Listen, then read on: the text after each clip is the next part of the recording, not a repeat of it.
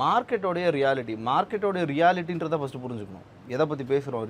Sir நிறைய பேர் கேட்குறது என்னென்னா கான்செப்ட்டுன்றதை பற்றி பேசுகிறோம், but what is the real concept அப்படின்றப்போ மார்க்கெட்டில் சரி நிறைய ஸ்ட்ராட்டஜிஸ்லாம் இருக்குது. ஸோ அதில் எந்த ஸ்ட்ராட்டஜியை கரெக்டாக ட்ரேட் பண்ணலாம்?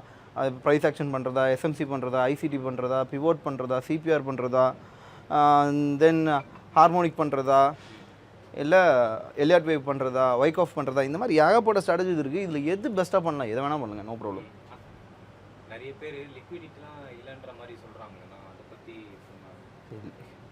லிக்விடிட்டி இல்லாமல் மார்க்கெட்டே இல்லாமல் இதை மட்டும் ஃபஸ்ட் நல்லா புரிஞ்சுக்கோங்க. இப்போது ஃபார் எக்ஸாம்பிள் ஒவ்வொரு கான்செப்ட்டுமே லிக்விடிட்டிக்காக தான் இருக்குது. ஸோ அப்போது எல்லா இந்த மெத்தட்ஸ் இருக்கலாம் இல்லையா? இப்போ நம்ம பேசியிருக்கோம்ல இந்த மெத்தட்ஸ், இப்போ இவ்வளோ விஷயங்களுமே எதையோ ஒரு தீமை தேடி தானே ஓடி ஆகணும். இப்போ இவ்வளோ படித்தாலும் இவ்வளோலாம் எதுக்கு படிக்கிறோம்? கான்செப்ட் மார்க்கெட் எப்படி ரன் ஆக போகுதுன்றதை தெரிஞ்சுக்கிறதுக்கு தான் நான் படிக்கிறோம். அப்போது மார்க்கெட் எதுக்காக ரன் ஆகுதுன்ற கோரை தானே ஃபஸ்ட்டு கண்டுபிடிக்கணும்.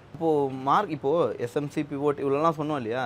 இதெல்லாம் சொல்லிவிட்டு இதெல்லாம் எதுக்காக கண்டுபிடிச்சாங்க, எதுக்காக ரூல் பண்ணியிருக்காங்க, எதுக்காக அதில் நிறைய கண்டிஷன்ஸ்லாம் போட்டிருக்காங்க. இது வந்தால் தான் இது ப்ராஃபிட் ஆகும், இது வந்தால் தான் இதுலேருந்து லாஸ் ஆகும், இது இந்த இடத்துல தான் போய் மார்க்கெட் திரும்பும், இந்த மாதிரி நிறைய கண்டிஷன்ஸ்லாம் போட்டு ஒரு ஸ்ட்ராட்டஜியை க்ரியேட் பண்ணி வச்சுருக்காங்களே. இந்த ஸ்ட்ராட்டஜிலாம் எதுக்காக க்ரியேட் பண்ணியிருக்காங்க? ஏதோ ஒரு மையப்புள்ளி இருக்கணும்ல, அந்த மையப்புள்ளி தான் பணம். ஸோ அப்போது பணம் சம்பாதிக்கிறதுக்காக தான் இவ்வளோ ஸ்ட்ராட்டஜியும் உருவாக்கியிருக்காங்க. ஆனால் இந்த இவ்வளோ ஸ்ட்ராட்டஜியும் ஏதோ ஒரு பர்டிகுலர் பாயிண்டில் தான் போய் நிற்க போகுது. அந்த பர்டிகுலர் பாயிண்ட் மெயினாக என்ன? அதுதான் லிக்விடிட்டி. மார்க்கெட் எதை ரைஸ் பண்ணி போனாலும் சரி, மார்க்கெட் எந்த ஸ்ட்ராட்டஜி, எவ்வளோ பெரிய ஸ்ட்ராட்டஜி எதுவாக இருந்தாலும் மார்க்கெட்டுக்கு தேவை லிக்விடிட்டி.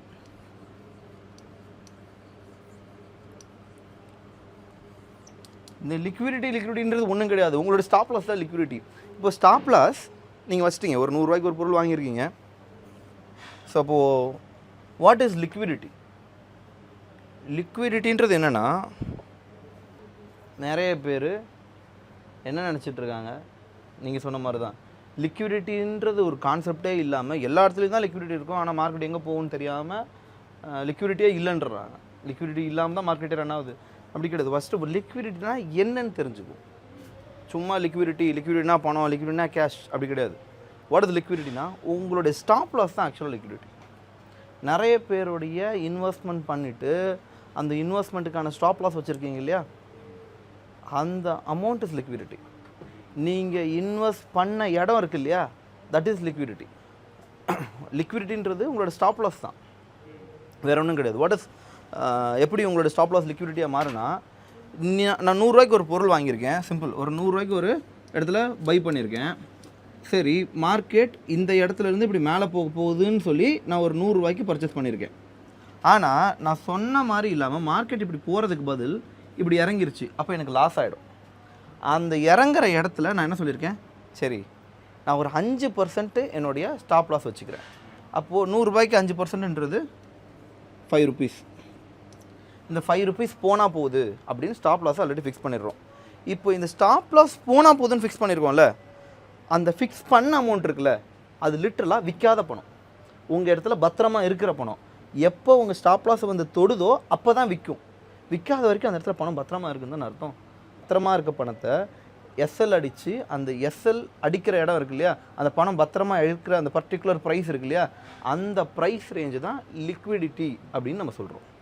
எக்ஸாக்டாக அந்த உங்களோட ஸ்டாப் லாஸ் அடிக்கிற இடம் இருக்கு இல்லையா, அந்த இடம் தான் லிக்விட். ஸோ நீங்கள் 5 ரூபா வச்சுட்டு அந்த பொருள் விற்காமல் இருக்குல்ல, அந்த விற்காமல் இருக்கிற இடம் பத்திரமா இருக்குது. உங்கள் பணம் அந்த 5 ரூபான்றது பத்திரமா இருக்குது. அது விற்காமலே ஒரு இடத்துல இருக்குல்ல, அந்த இடம் தான் லிக்விடிட்டி.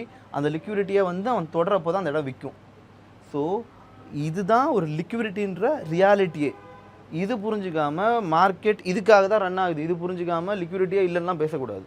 ஓகேவா? லிக்விடிட்டி இல்லாமல் மார்க்கெட்டே இல்லை. மார்க்கெட் ரன் ஆகிறதுக்கு மிகப்பெரிய ரீசனே லிக்விடிட்டி தான்.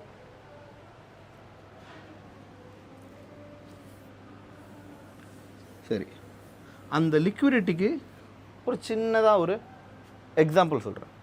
அந்த லிக்விடிட்டி எப்படி பில்ட் ஆகுது, அந்த லிக்விடிட்டி எந்த மாதிரியெல்லாம் ஃபார்ம் பண்ணுவாங்க, இதுக்கு பேட்டர்னில் என்ன இருக்கும், மூமெண்ட்ஸில் என்ன இருக்கும், புல் பேக்ஸில் எங்கே இருக்கும், இந்த மாதிரி நிறைய இடங்களில் லிக்விடிட்டிஸ் இருக்கும்.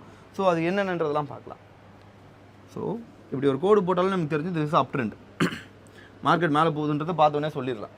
அப்போ மார்க்கெட் மேலே போகுது. அப்போ மார்க்கெட் மேலே போகுதுன்னு சொன்னாலே எல்லோரும் எங்கே இந்த இடத்துல பை பண்ணியிருப்பாங்கன்னு வச்சுக்குவோம். அதுக்கு கீழே எல்லோரும் என்ன பண்ணியிருப்பாங்க, ஸ்டாப் லாஸ் வச்சுருப்பாங்க. ட்ரேடு தெரிஞ்சவங்களுக்கு இது பை ட்ரெண்டு செல் ட்ரெண்டு அப்படின்னு தெரியும்.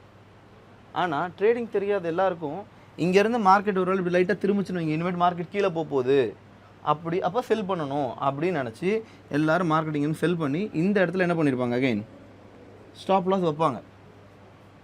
அப்போ பை மார்க்கெட்டில் செல் மார்க்கெட்டுன்றது யாருக்கு தான் தெரியும், ட்ரேட் பண்ணுறவங்களுக்கு தான் தெரியும். இங்கே ட்ரேட் பண்ண தெரிஞ்சவங்களோட தெரிஞ்ச மாதிரி நடிக்கிறவங்க தான் அதிகம். ஓகே, இப்போ ட்ரேடிங் பொறுத்த வரைக்கும் ட்ரேடிங்கில் அதிகமாக பேர் யார் இருக்கிறது, ட்ரேட் பண்ண தெரிஞ்சவங்க பண்ண தெரியாதவங்கள தாண்டி எனக்கு நல்லா ட்ரேட் பண்ண தெரியும்னா அவங்களே அவங்கள ஏமாற்றிட்டு இருக்கவங்க தான் அதிகம். ஸோ இவங்களுக்கான புரிதல் வர்றதுக்கே இட்ஸ் டேக்ஸ் டைம். அப்போ ட்ரேட் பண்ண தெரிகிற மாதிரி நடிக்கிறவங்களும் ட்ரேடே தெரியாதவங்களும் என்ன பண்ணுவாங்கன்னா ஆட்டோமேட்டிக்காக ஒரு ஸ்டாப் லாஸை இங்கே தான் வைப்பாங்க. மார்க்கெட் கீழே போகுதுன்னு சொல்லிட்டு எல்லாரோட ஸ்டாப் லாஸ் அங்கே இருக்கும். அகைன் இங்கேருந்து ஒரு பையிங் ஆகிறப்போ திருப்பி மார்க்கெட் இங்கேருந்து பை ஆக போகுதுன்னு இங்கே செலவு வைப்பாங்க. ஸோ அகைன் மார்க்கெட் இப்படி மேலே போகிறப்போ இந்த பர்டிகுலர் ப்ரைஸில் எஸ்எல்ன்றது நான் ஆல்ரெடி சொன்னது தான், விற்காமல் இருக்கிற பணம். அந்த விற்காமல் இருக்கிற பணம் இந்த இடத்த போய் நான் தொட்ட உடனே விற்றுருமா?